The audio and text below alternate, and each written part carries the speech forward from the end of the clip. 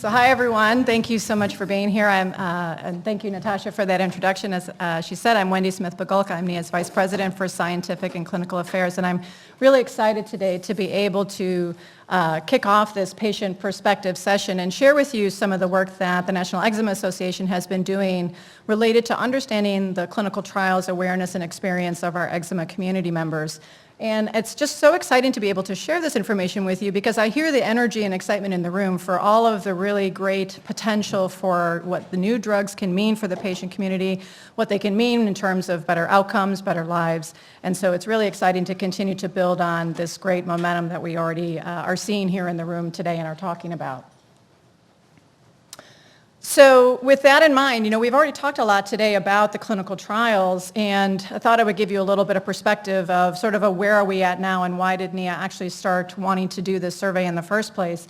And that is what we know is what is shown on the left-hand side of the slide is that eczema clinical trials are definitely increasing in number. And if you look from 1998 to 2021, and I just pulled the latest number last night, so it's now up to 70 clinical trials that have actually started actively recruiting in each of the years that I'm showing there. Obviously, you see an upward trend. It's a little bit decreased because of the recent years of COVID, but I think we're actually hitting, an incredible number of trials that are going to be continuing to be actively starting and recruiting over the next several years, in fact, as I think has already been talked about in a number of the presentations today. And what's also exciting about this is that this actually reflects a number of trials for many different types of eczema. Certainly, we've been talking a lot about atopic dermatitis, but there are trials that are ongoing for hand eczema, stasis dermatitis, contact dermatitis, seborrheic dermatitis, et cetera. And so there's a lot of availability there. And then certainly these represent many different trial types. Many of them are interventional, and as of last count, NEA has on our website all the different drugs that are in some stage of clinical development. It's at about 90, which is truly remarkable. That really represent a number of different oral and injectable and topical medications, some of which you've heard about already today. But certainly there are other educational and behavioral interventions that are being looked at, different comparative clinical trials that are happening between agents that are already approved from the FDA, and then also there are observational clinical trials. So comparing that sort of exciting backdrop, what we also have is this, and this data slide actually comes from a 2019 patient-focused drug development meeting that the National Eczema Association held with 4 other patient advocacy organizations in the eczema space to understand and share with the FDA not only what the burden of the lived experience was of living with atopic dermatitis, but what the burden of unmet treatment needs are. But also, we took, as part of a survey, we wanted to understand what the clinical trial experience of our community cohort was.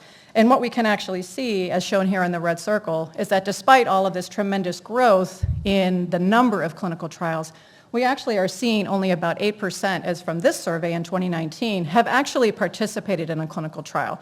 So there's this big gap. There's a lot of opportunity, yet not a lot of individuals, and this group happened to be primarily moderate to severe patients, have participated in a clinical trial. And so wanting to help sort of move that needle forward a little bit and help sort of connect our community members to clinical trials that hopefully eventually can lead to those better outcomes and better lives, we wanted to understand what are some of those concerns, what are those motivators and barriers that might sort of limit or enhance or incentivize people to want to consider or even take steps towards participating in a clinical trial. And so that's essentially what we did. We wanted to conduct that baseline assessment of where are we now with the hopes of hopefully being able to improve it in the future. And so we created a very robust online voluntary survey. It ended up being 46 questions. We conducted it in the middle of 2020, roughly, so in the midst of COVID. It ended up being for self-reported adults that are adult eczema patients or primary caregivers of those that have a child at home with self-diagnosed eczema. We ended up with a little under 1,300 respondents that met our inclusion criteria, which, as you can see from the graphs on the slide, they were predominantly, the patients were predominantly female, about 73%, but we did have a good age range distribution in terms of having representation of patients or caregivers reporting for patients that are infants of age 0 to 2, all the way up to those that were 65 and older. So really reflective of the breadth and depth of the eczema community. The survey, as you can see by 46 questions, we had a lot to ask, and so we covered really 4 significant areas. The first is around clinical trial awareness. Wanting to understand our community's self-reported knowledge of the clinical trial process and different terminology, just appreciating, we all in this room talk about clinical trials and throw around a lot of terminology, but a lot of that is very new information for our community members. So how much do they understand? How much do they need to know? What would they like to know? So we asked those questions. We also asked about their confidence in finding a clinical trial. How do they find that information? How comfortable and confident do they feel in being able to find it if it's something that they're interested in? We also wanted to understand their clinical trial experience in terms of not only have they participated, but where do they sit on the spectrum of even considering it? Have they tried and just not been successful? Are they interested in trying it, or is it just something that's not even in their wheelhouse? They don't even want to go there. And then the last thing is around decision-making factors as it relates to that experience. What are some of those considerations that rise to the top in terms of the most important things that they consider? And what are those things that are the least important? What are the barriers and motivators as they self-report them? And then related to those things, how do those things then correlate or associate with then their likelihood to participate in the future? As well as then how does that relate to their current level of care satisfaction or treatment satisfaction? Because I think it's widely assumed, and we assumed it going into this study, that a lot of people look to clinical trials almost as a last resort. But we wanted to challenge that assumption and just see if there was any correlation or not. And I think we're actually finding some really interesting data. Okay, so first of all, shown on the upper left-hand side of the slide is clinical trial participation experience. And so the first thing we wanted to do, as I said, was sort of corroborate and see if we could document again about that 6% and see if that 6% or so, or 8% that have participated in clinical trials previously held true another year later. And that's exactly what we found. And the blue bar is actually showing, the dark blue bar is actually showing someone who had participated in at least one clinical trial. And then, but we did have several members of our community who had participated in 2 or actually 3 or more. So it's actually somewhere between that 8 and 10%, but still quite low. But what we also found in looking at some of the further bars over to the right-hand side, in the yellow is the, never have participated, but they tried, and that's about 15%. So there's a good solid cohort of individuals that are engaged in wanting to try a clinical trial, but haven't actually been able to be enrolled for various reasons. But the biggest bar on this graph, the orange one, about 43.5%, is actually the people that haven't enrolled, but they've considered it. And so this is probably the biggest group of individuals that have the potential to be perhaps moved over into maybe they would be willing to participate in a trial if given the right opportunities, if they had the right information, et cetera.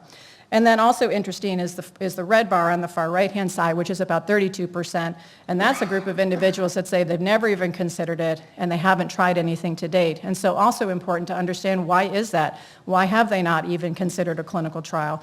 Is it because they don't feel that it would be helpful, or what are some other reasons?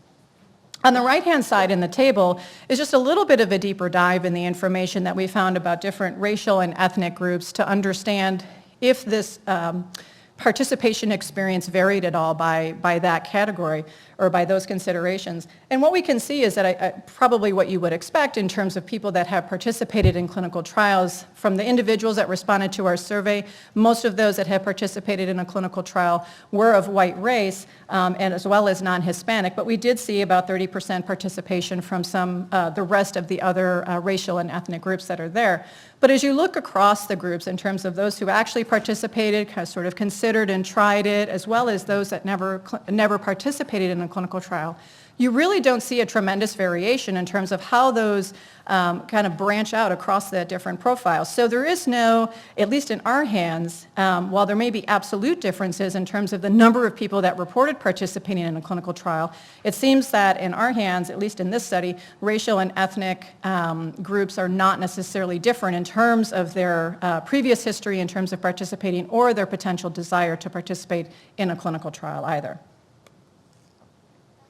Okay, so what I'm showing up here now is from some of the open-ended responses that we had in the survey, some word clouds that really talk about how patients see and caregivers see motivators and barriers to participating in clinical trials.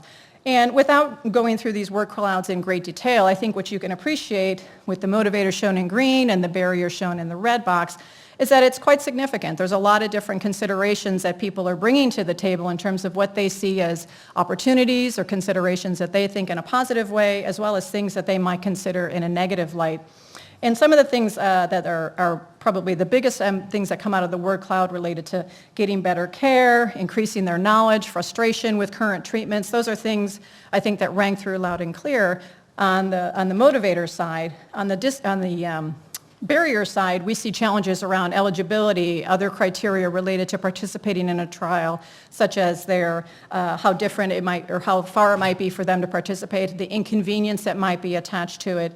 So there are things that are sort of similar and different across both of those barriers and motivators, but there is also things that are shared in both of those columns too. And one of the things that I thought that was really interesting is that eczema severity, it actually jumps out in both of them. Eczema severity also is shown to be a motivator as well as shown to be a barrier as well. And so I think there's some interesting perhaps redundancy in some of that, as well as perhaps conflicting reasons as to why in one hand it can be a positive and one hand it might be a negative. Okay, so as I said, one of the things that we wanted to understand in our survey were those clinical trial decision-making factors, and what I'm showing on this slide is for the overall cohort, although we have definitely broken out the adult patients versus caregivers as well, with very similar results. And so 31 different factors were looked at, and those were broken out into about 6 different domains that were really looking at social, therapeutic, personal factors. They're lumped here together, but they are actually broken out into different domains.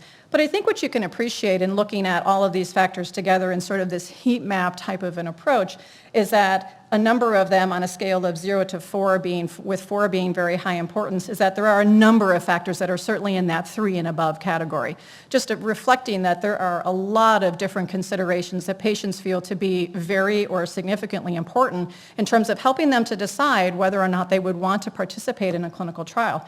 There are also things that certainly fall away, in terms of being much less important, with obviously impact on family planning, approval from family and friends, some of those social things or personal things being a little bit less important. But I think what this overall heightens is that this is an incredibly complex decision for patients to make, and so it's likely going to require a multi-pronged strategy in order to help patients make the most informed decision about whether or not they should participate. One of the things I will mention, although I don't have it shown on this slide, as I mentioned, we did the breakout by caregivers compared to adults. And what I can share with you is that the list looks identical with one exception. The top 3 changed positions. So here on this slide, when you look at everybody, it's trust in the clinical trial site, potential side effects, and the potential to receive better care. Those are the top 3. Those are the top 3 for caregivers as well, but the potential side effects jumps to the top. So the relative positions of those, regardless of who we're talking to in the cohort, might change ever so slightly, but generally the list stays about the same. And those top 3 are the top 3 regardless of who we talk to. And those are really interesting ones to begin to unpack because there's a lot probably wrapped up into what creates trust in a clinical trial site, what potential side effects are the most concerning for patients and caregivers, and what does that potential to receive better care look like. So I think there's ample opportunities here for follow-up as well.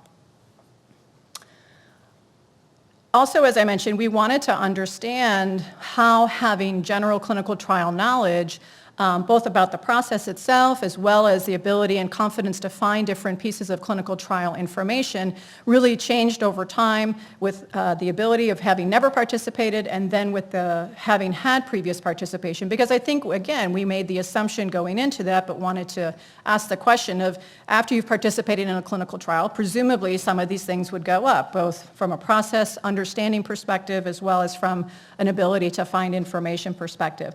But as a baseline, we were looking at have people that have never participated in a clinical trial, and I think you do see sort of that general bell-shaped curve where most people probably put themselves right in the middle. They generally have a reasonable understanding or to their assessment of what the clinical trial process is like, and they feel reasonably confident in having the ability to find different clinical trial information with people that are certainly on the higher and lower ends of that spectrum. But then when we look at people that have participated in one or more clinical trials, we do definitely see a shift. So our assumption did prove correct in that having participated in a clinical trial definitely improves your ability to understand the clinical trial process. It definitely improves your ability to understand and find clinical trial information. But what was interesting is that there's still a fair percentage of individuals, on the order of like 20%, at least for understanding of the process, and certainly more than that if we're talking about finding clinical trial information, that would still put themselves in sort of that average to lower group. And so what was interesting to us about that observation is that regardless of whether someone has participated in a clinical trial, having access to this type of information is going to be important. And we're looking to develop additional resources to help facilitate that conversation regardless of where they sit relative to their previous experience. We also looked to drill a little deeper into that understanding of the clinical trial process. We looked at an understanding of clinical trial terminology, again, between individuals that had participated in a clinical trial compared to those that have no previous experience in a clinical trial. And once again, using sort of a heat map way of looking at it, we did give a number of terms that are likely going to come up in some of the conversations with some of the clinical trial coordinators, like placebo and risk, inclusion and exclusion criteria in terms of eligibility, things like that. And so generally speaking, once again, if someone has participated in a trial, they definitely have a higher level of understanding, and without it, they certainly have a lot more opportunities to learn what those mean and help utilize that information to facilitate their shared decision-making, their decision-making in terms of participating in a trial. Lastly, we also wanted to look at how caregivers involve their children in decision-making. You heard Dr. Eichenfeld talk about all the wonderful clinical trial data that is coming out that will be important for the pediatric population. And so here again, understanding that that is a very sought-after group for participation in clinical trials, but also a very challenging group to enroll in clinical trials as well. We wanted to understand, again, how do caregivers involve their children in that process. And so as of right now, this is rolled up data, so it's including everybody from 0 to 17, and so we'll be looking at this based on the age of the child as it goes forward. But in terms of looking at parent-reported data, of the child involvement and having their child involved in the decision-making, what we see is that about 50%, it's actually about 45%, actually say they don't involve their child in the decision-making process, which is really interesting, and about half do. So it's pretty well 50-50. It'll be interesting to see if that correlates with perhaps having older children versus younger children. But there are some that involve their children, about 10%, to a very great extent in that process. And then in terms of being that final decision maker, again, it's about 50-50, with about 55% having it actually be a joint decision between the parent and the child. So it is sort of interesting to understand what that dynamic looks like and how much in terms of that enrollment process into a trial or considering that process needs to be a joint effort, not only between the parent and the child in terms of not only that understanding of the information, but also an understanding of the different risks and considerations that will be involved. So what does that mean for us right now? It means at the National Eczema Association, we have started to take some steps, go back one, to help to give our community this information. And so back in May of this year, we created what we're calling our new Clinical Trials Information Hub, which the website link for that is on the bottom. And it basically includes some of the answers to those questions around helping to improve the knowledge of our community around different considerations that they might want to be thinking about if they're considering a clinical trial. And so we have an infographic that explains the clinical trial process. We have frequently asked questions. We have glossaries of terms. We have different articles that are from both a more of a lay perspective as well as a more scientific perspective about what it means to participate in a clinical trial, as well as links that can help actually patients find, if they're interested in participating, find clinical trials that might be within a certain physical radius of their location. And most recently, we added to the hub, we have 2 new videos that speak to some of the points I've mentioned today. We now have a top 5 questions answered for patients, as well as speaking to the caregiver side of things. We actually have what is called our eczema detective video, which is about a child who is actually about 10 or so years old, talking to one of her friends about what it's like to be in a clinical trial. And so for future directions, I'm actually really excited that our survey results are being analyzed in greater detail, and I'm hopeful to be able to share future publications with you in a future time. We're actually in the process of getting ones ready to be submitted for publication, for consideration of publication. And I would encourage you to check out my colleague Isabel Thibault has a poster here at the meeting as well that's also going to be presenting a little bit of a deeper dive about those associations and correlations between previous participation, satisfaction and care, things like that. So I encourage you to stop by that poster. But I also want to acknowledge the collaborators that have been working with us on the deeper analysis of this work, as well as some of the top-level findings that I've shared with you today. Certainly my colleagues Isabel Thibault and Allison Loisel at the National Eczema Association, but also, as I like to refer to them, the 3 E's at Oregon Health Sciences University. We have Aaron Greenwich, Emil Latour, and Eric Simpson. And please stay tuned. Please check out our clinical trials hub. We are looking to create additional resources for that based on our continued learnings for this survey, but also certainly just appreciating that participating in a clinical trial certainly starts at the beginning with the decision to participate, but there obviously are going to be many questions along the way Dr. Eckenfeld talked about people that drop out of the study after long term. So there is opportunity to continue to give counsel and answer questions that patients might have as trials go on, if they're thinking about dropping out, as trials continue to be open label extensions, things like that. So we can help create a much bigger picture, as well as once a trial is done. What questions do patients have and how can we help facilitate? So with that, I thank you for your attention.